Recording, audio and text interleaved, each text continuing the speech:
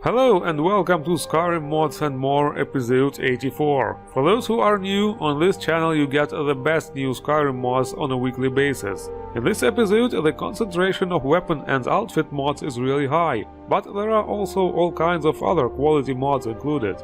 Let's take a look at them.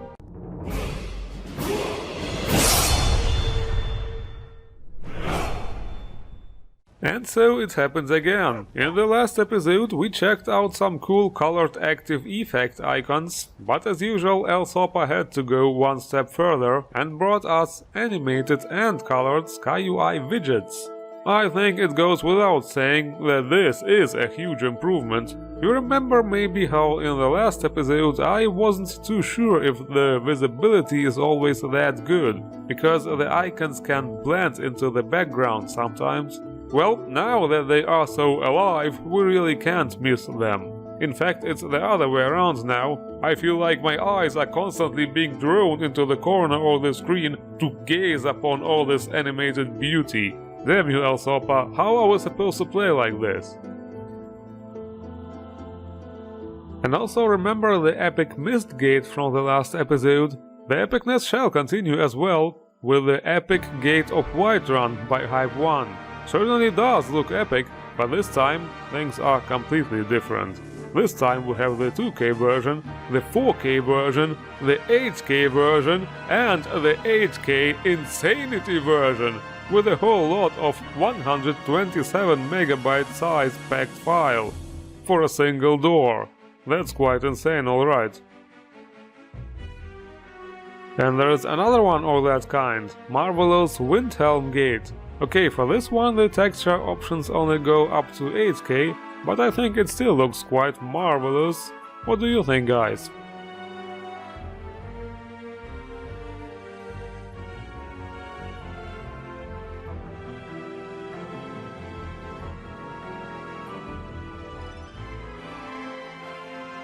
Next we are going to take a look at a very epic and probably also marvelous tree.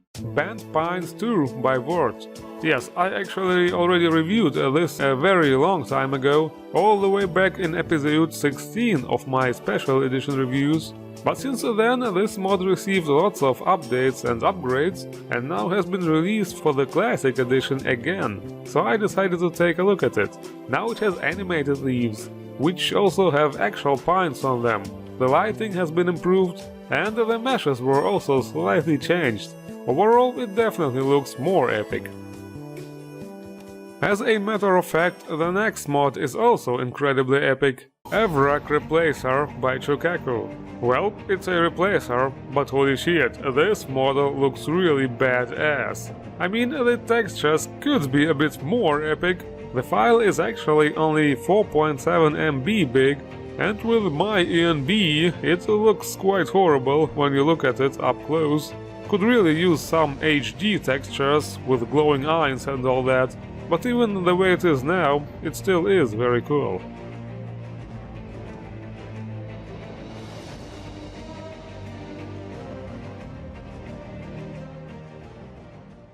Okay, epic replacers are one thing, but now let's take a look at all the epic new weapons. Evening Star by Billy Rowe. This might be a play of words actually, because the actual weapon is of course called Morning Star. However, the classical medieval weapon is usually a mace-like one-handed weapon, so maybe it's actually supposed to be the name for this new weapon shape.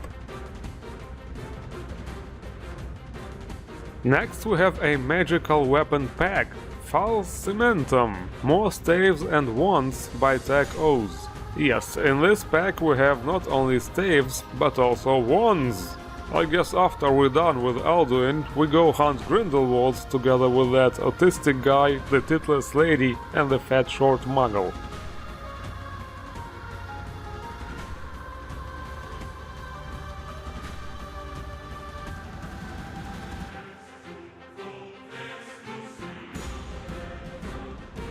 The next one sounds really interesting. The Holy Hand Grenade by Alanovich Romanov.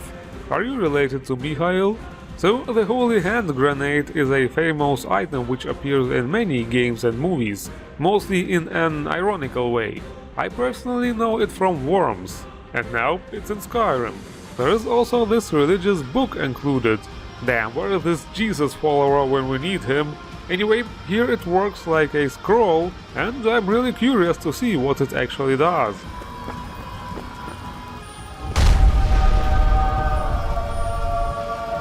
Okay, so there's a big explosion, and my controller was vibrating for like a minute. Alright, maybe Heimskar can help us with this. I mean, he claims to be all religious and all. To be honest, I'm surprised it does not blow me up as well, since the radius of the explosion is really huge. Maybe it's some sort of divine protection. The next mod is Chrysamere by Xenozapiens.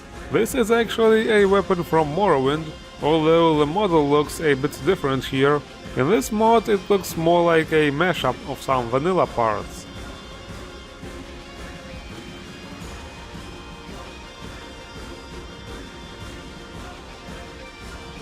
Next we have simply Poleaxe, another pole weapon by Billy Rowe. Not much can be said about this one, it's Billy Rowe quality, meaning good quality.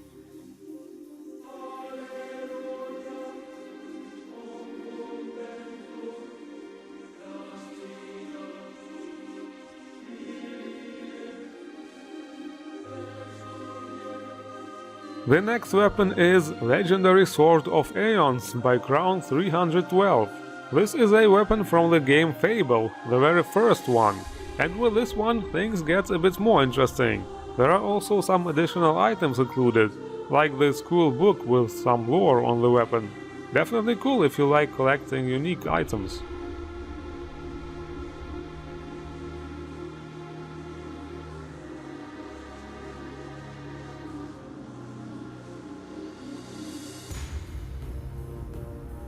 The next weapon mod is Forgotten Artifacts by Kredans. This mod includes two huge swords, both as one- and two-handed weapons. Both can be upgraded to add those really intense glow effects. Additionally, you can also choose different kinds of glow effects and alternate meshes during the installation. Also, I think there should be a tempura shrimp joke somewhere. Next we have another attempt to create a working spear mod, Skyrim Spear Mechanic by Ashing Day. As it is usually the case, this mod adds spears in the same style as the vanilla weapons, like ebony, glass and so on. Although I have to say the models of those spears actually look really nice. As for actually using those spears, there are only animations for the third-person view. The spears are actually one-handed weapons and you can dual wield them. But only the one in the right hand will have the new animations. The one in the left hand will still use regular ones, so it's actually better to use a shield.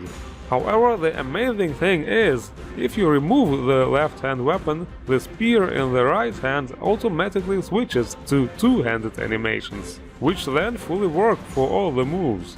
It is a really interesting mechanic indeed.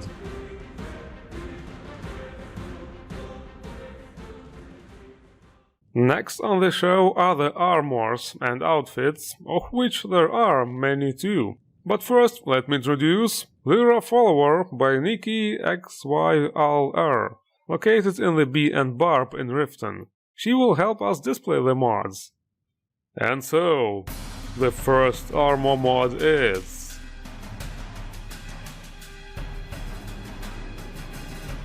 COCO Chunli Qipao by COCO. Yes, the infamous SMP physics. After a very long while, I finally got it to work properly. And I mean really long while. It took me 1.5 days actually. And this is also why the release of this episode will be totally delayed. Seriously, there is just so much misinformation considering SMP on the net, at least for classic Skyrim. I actually found way more info on it for the special edition. They even got an easy to install framework for it.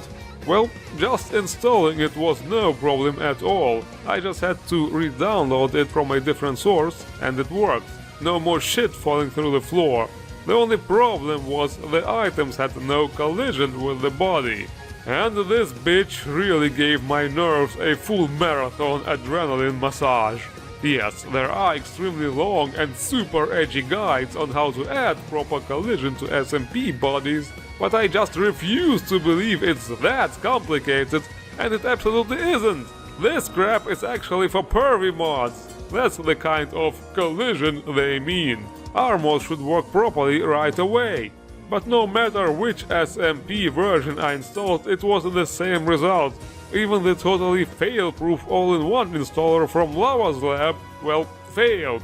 So in the end, what ended my fucking torture was not SMP, but an SMP PE patch. Something which, according to some edgy people, is absolute blasphemy and does not even exist. But seriously, it seems like a really good solution, and that way it's not even necessary to install SMP.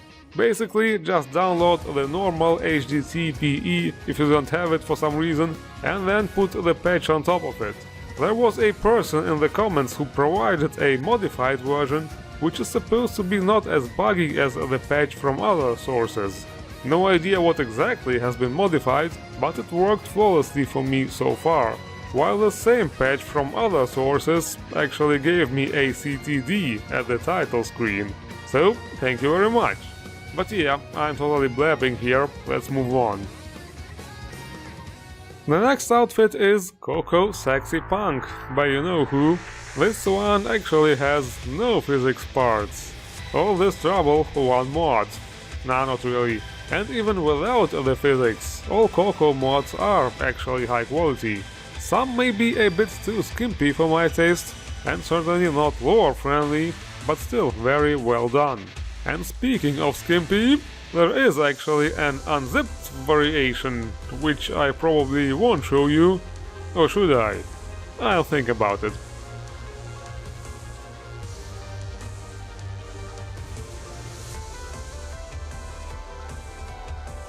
One more by COCO MS Shirt. No physics on that one either. In fact, that's a pretty simple three-part outfit. A shirt, a tie and panties. There are a lot of different designs, however, including several, you guessed it, see-through variations.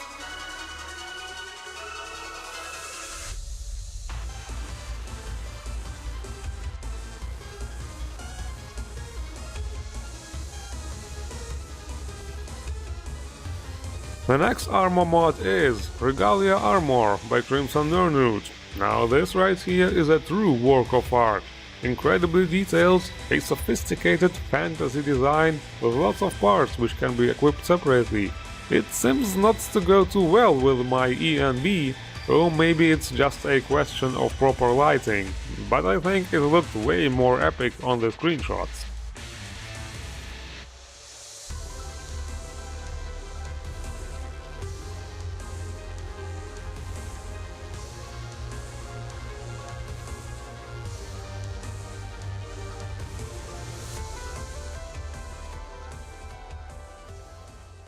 The next one is Elven Summoner set by NEWMILLER.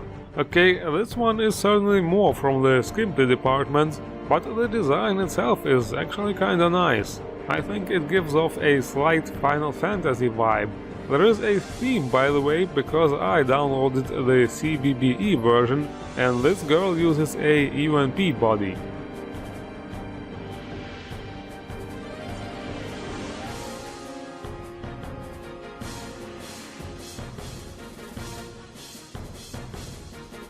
More NEWMILLER stuff, fancy leather SMP dress, another 3-part outfit, a dress, bracelets and shoes. All this in lots of different colors and materials. Here we actually have some SMP physics, however. Looks like NEWMILLER slowly makes his way into this realm. Let's hope they will have a better experience with it than I did. Next we have Magus armor from Warhammer, a sorceress outfit with a horny Magneto helmet and some cool animated skulls. This one has, or better said, had no SMP physics as I downloaded it, but by the time this review gets released, it might receive a patch, so check it out.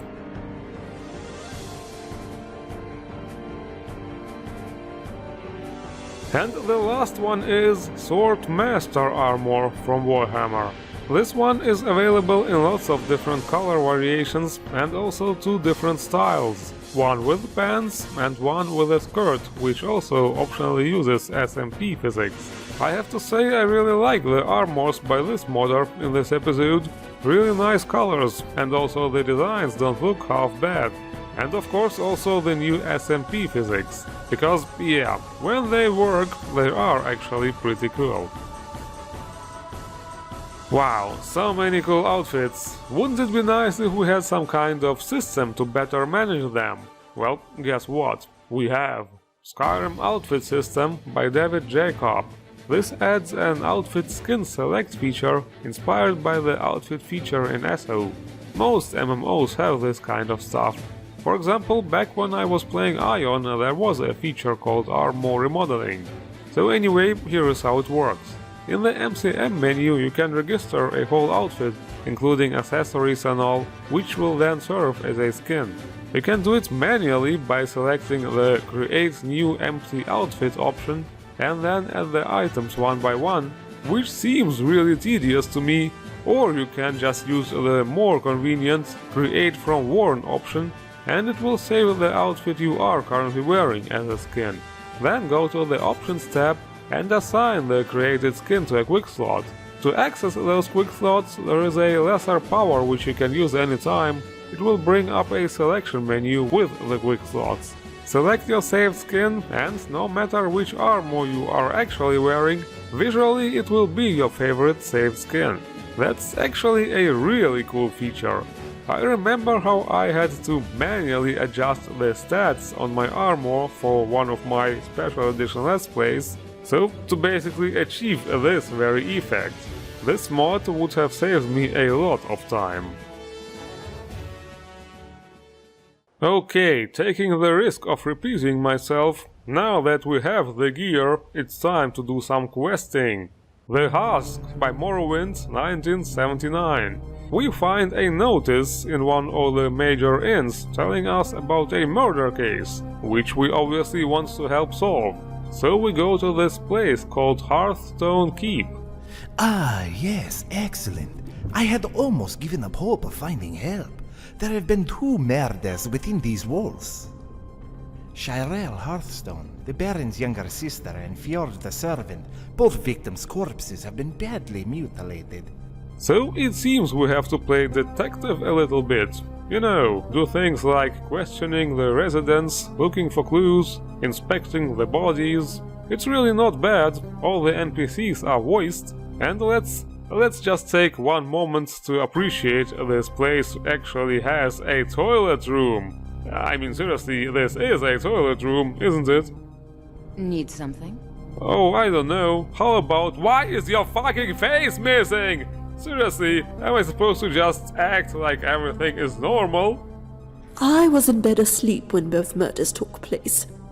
The cook said she heard screaming the night Fjord was murdered. Well, that must have been one hell of a deep sleep then. But you know, this is nothing compared to what comes next. We find a basement and On the contrary, the game is only just beginning, my deluded friend.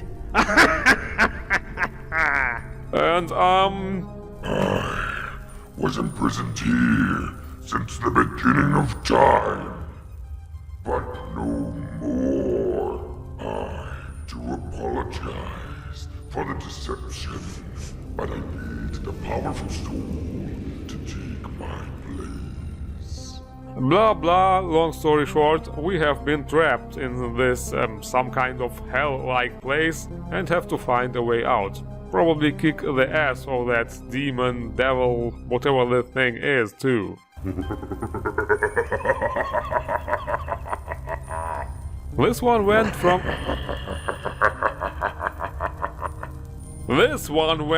from a chill thriller-like experience to hardcore horror really fast. This place is actually quite horrifying, and the enemies are also really quite tough. Maybe a little too tough. Level 85? Okay then. I mean, it's supposed to be hell after all, and not a walk in the park. It's actually a really decent quest mod. very unique locations and NPCs, you can also collect some unique gear on the way, and afterwards you probably won't even need to go to bed anymore. And this is it for this episode. The links to all mods are as always in the description below. Don't forget to endorse the mods you like. And if you don't want to be trapped in hell as well, hit the like button and subscribe for more best new Skyrim mods. I thank you all for watching and see you around.